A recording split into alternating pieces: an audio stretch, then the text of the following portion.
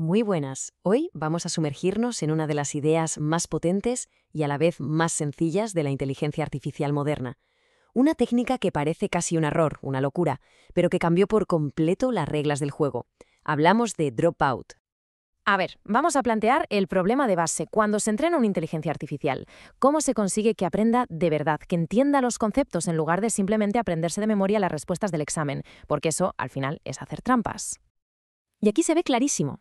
A la izquierda está el objetivo, lo que se busca, el aprendizaje real, la capacidad de generalizar. Pero a la derecha tenemos el gran villano de esta historia, el sobreajuste o, como se dice siempre, overfitting. Esto pasa cuando un modelo es tan bueno memorizando los datos de entrenamiento, con sus detalles y su ruido, que luego es incapaz de hacer nada útil con datos que no ha visto nunca. Bueno, pues vamos a ver por qué ocurre este problema.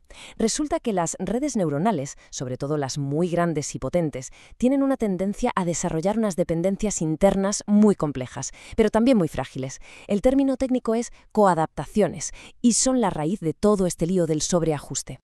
Así que la clave es esta. Las distintas partes de la red, las neuronas, dejan de ser robustas por sí mismas. En lugar de eso, empiezan a depender las unas de las otras. Crean, como dice el propio artículo, conspiraciones. Es como si una neurona le dijera a otra: oye, no te preocupes por ese error, que ya lo corrijo yo. El problema es que esta conspiración solo funciona para los datos que ya conocen. En cuanto ven algo nuevo, todo el sistema se desmorona. Entonces, el reto estaba claro. ¿Cómo se pueden romper estas alianzas tan frágiles? ¿Cómo se puede forzar a la red a que cada una de sus partes sea fuerte y útil por sí misma? La respuesta, y esto es lo mejor de todo, no vino de la informática, vino de la biología. Y es aquí donde la historia se pone realmente interesante. La solución se inspiró en una analogía fascinante con la evolución, concretamente con la diferencia entre la reproducción sexual y la asexual. El paralelismo que plantea el artículo es brutal. La reproducción asexual es como el sobreajuste. Se crea una copia perfecta, un conjunto de genes súper optimizado para un entorno muy concreto, pero es frágil. Ante cualquier cambio, sufre.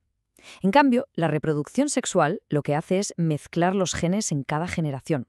Rompe esas combinaciones perfectas y obliga a que los genes sean buenos por sí mismos, que sean capaces de funcionar bien con muchos otros genes diferentes.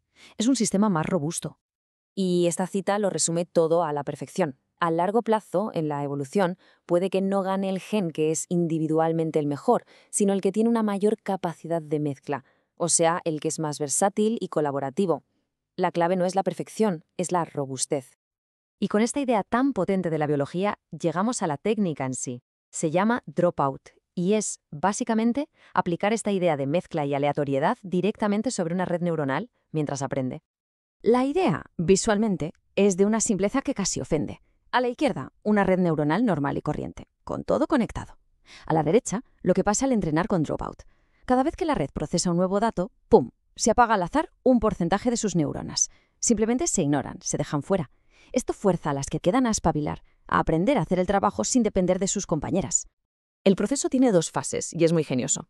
Primero, durante el entrenamiento, se introduce todo este caos. Se entrena una versión adelgazada y diferente de la red para cada ejemplo. Pero luego, en la fase de prueba, cuando hay que obtener un resultado, se usa la red al completo, pero con un pequeño truco para promediar, de forma súper eficiente, el conocimiento de todas esas miles de mini redes que se han entrenado. Y este es el truco. Es una maravilla de elegante. Si una neurona durante el entrenamiento solo estuvo activa, digamos, la mitad de las veces, con una probabilidad P de 0,5, pues en la fase de prueba, su peso de salida W se multiplica por ese 0,5. Y ya está. Con esa operación tan tonta se consigue el efecto de tener la media de todas las redes posibles, sin el coste computacional que eso supondría. Una genialidad. Muy bien, la idea es bonita. La inspiración en la biología es fascinante, pero la pregunta del millón es, ¿funcionó? ¿De verdad esta idea tan rara de apagar neuronas al azar sirvió para algo? Pues no es que sirviera, es que lo reventó todo. Los resultados fueron una auténtica revolución. Si miramos el dataset MNIST, que es el clásico entre los clásicos para probar estas cosas, los resultados son una locura. Dropout no es que ayudara un poco, es que pulverizó los récords de la época, bajando la tasa de error a menos de la mitad, hasta un increíble 0,79%. Pero donde realmente cambió la historia fue en la competición ImageNet. Estos son palabras mayores, es como la Liga de Campeones de la visión por ordenador. Las redes que usaron Dropout consiguieron un salto de rendimiento brutal, una mejora de casi 10 puntos porcentuales sobre el siguiente competidor. Se puede decir, sin exagerar, que este fue el pistoletazo de salida de la revolución del deep learning que vivimos hoy en día. Y lo más importante es que no fue un truco que solo sirviera para un tipo de problema. Se demostró que era una mejora fundamental, que funcionaba en un montón de tareas distintas. Clasificación de objetos, sí, pero también reconocimiento de voz, clasificación de documentos e incluso en campos como la biología computacional, una auténtica navaja suiza. Y para terminar, vamos a ver la prueba del algodón, la confirmación visual de por qué esta técnica funciona tan espectacularmente bien. Esto es alucinante. A la izquierda se ven las características que aprende una red neuronal estándar. Es un caos, son patrones ruidosos, redundantes, el resultado directo de esas conspiraciones de las que hablábamos. Pero a la derecha, con Dropout, la cosa cambia radicalmente. La red, al ser forzada a no depender de trucos, aprende detectores de características que son limpios, claros, independientes. Aprende a ver bordes, trazos, manchas, los bloques de construcción fundamentales de una imagen. Y esta es la gran conclusión. Al introducir un poco de caos, al evitar que se formen esas dependencias complejas, Dropout obliga a que cada pieza de la red se convierta en algo útil y robusto por sí misma. Consigue que todo el sistema, en conjunto, sea mucho más inteligente y fiable.